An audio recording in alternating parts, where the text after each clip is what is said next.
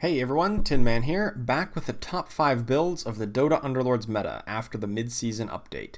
That update was massive and really shook up the meta a lot. It also made many different builds viable, creating a very diverse metagame. A few takeaways from the patch before we begin. Almost all of the popular builds right now feature Warlocks, and this is due to two reasons. One, Warlocks now target the lowest health percentage unit rather than the absolute lowest health, meaning that their healing will often go to the best target for healing at an ideal time. And two, the anti-healing item Wicked Intent is currently bugged and does not do anything. When that item is fixed, we may see a little less emphasis on Warlocks, but since it's a specific Alliance item that opponents won't even see every game, Warlocks should still be quite popular once that's fixed. Speaking of Alliance items, the entire Alliance item system has been reworked, and it really enables a lot of new strategies. Since you can now see any Alliance item as early as turn 1, it really lets you craft better game plans right from the start.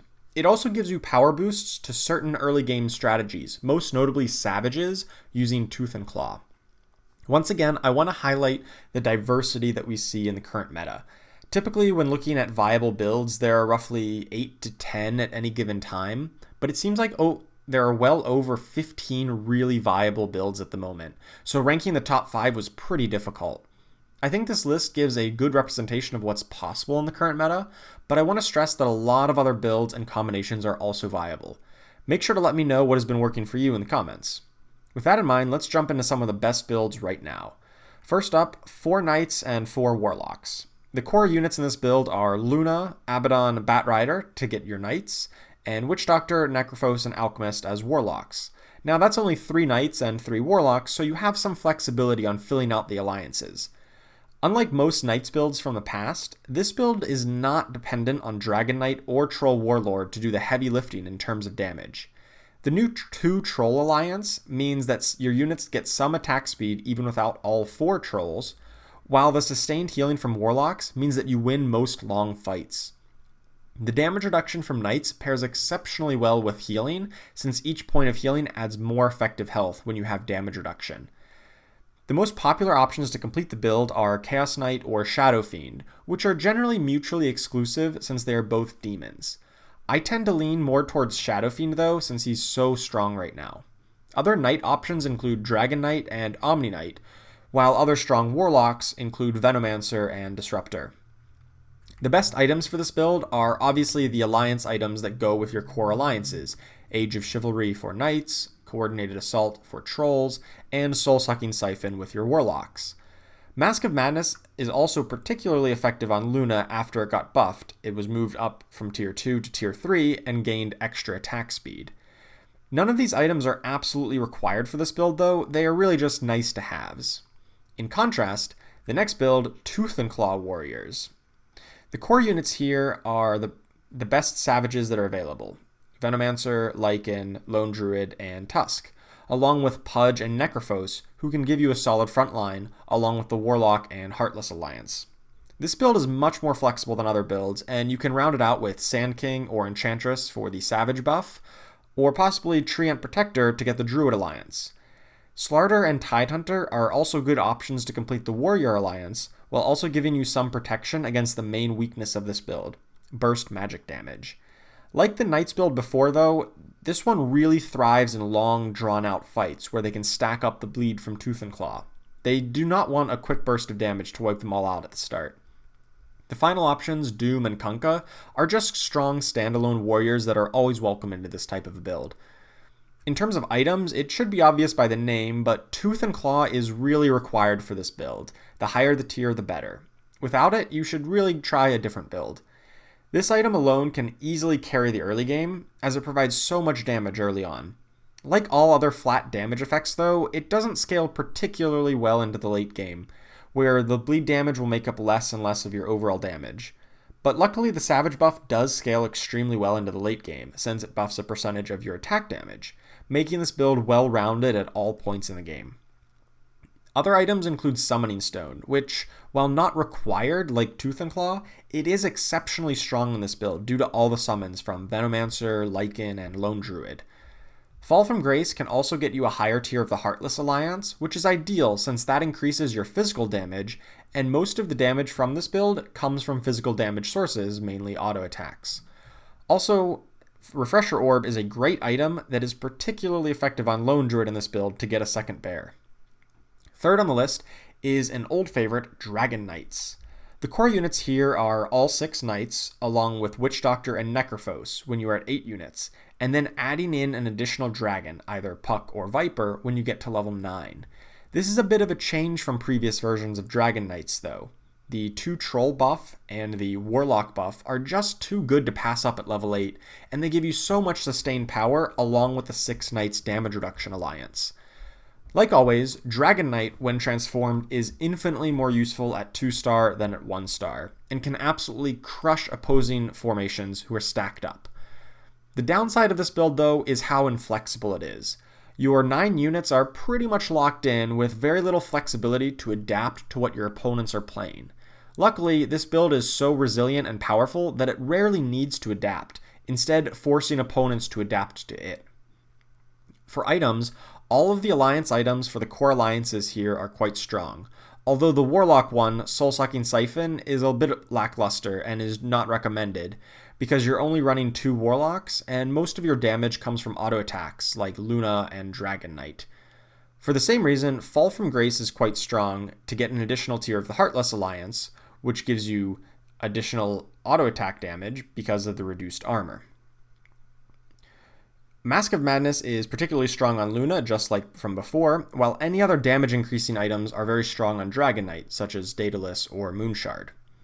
Next up, we have 2 newcomers to the top of the meta, and first, Demonhunters.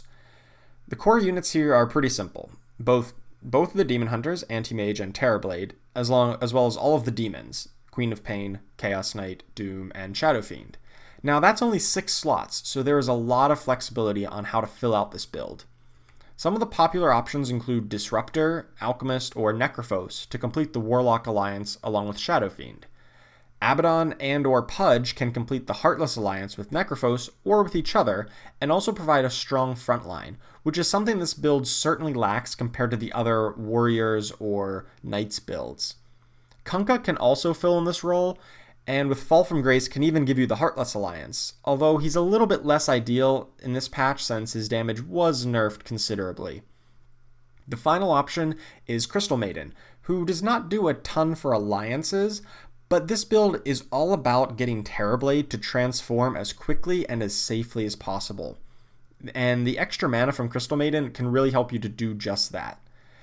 Like Tooth and Claw Warriors, this build is heavily influenced by the changes to Alliance global items, and this build is very dependent on Strange Bedfellows to be viable. Like Tooth and Claw Warriors, I would not recommend playing this build without getting a Strange Bedfellows item. Other items that are useful include the mana items such as Arcane Boots to help Terrorblade cast quickly. Note, you shouldn't equip that to Terrorblade, instead you should prefer to equip Black King Bar or Moonshard or some other offensive item to keep Terrorblade safe and to increase his damage. But putting Arcane Boots on somebody who's going to be right next to Terrorblade can help him to cast quickly. The final build to discuss is a fairly new build to the top of the meta, Scrappy Mages.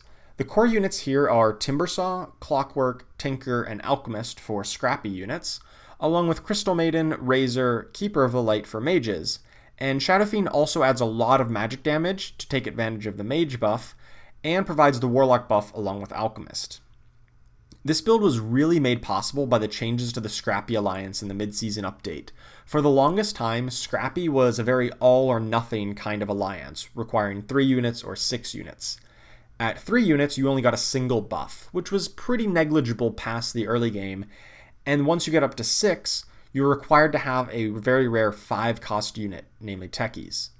This never really made it viable since it was strong early, but it had a very weak mid-game and a very inconsistent late game. Now it's been reworked though to provide a buff to a single Scrappy at 2 units, a buff to all of your Scrappy units at 4, and then a buff to all of your units if you get up to 6 Scrappy.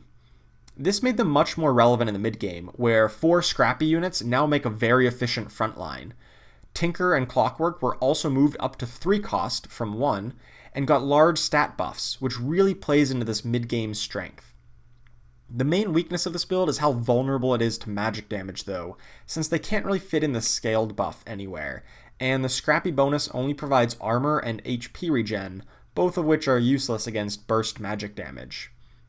This build has a lot of options to complete it. Bounty Hunter is a good stand-in until you find the Alchemist, and if you manage to find Techies, both of them can come in for the 6 Scrappy bonus.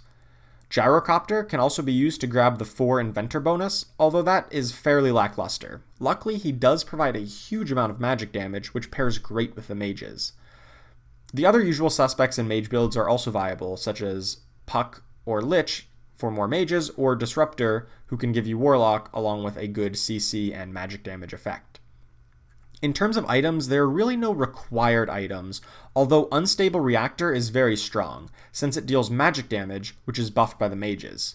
Check the Bodies can also provide some strong income when you're winning fights, and Soul-Sucking Siphon is particularly great in this build, since so much of your damage comes from abilities, and you naturally want to play several Warlocks.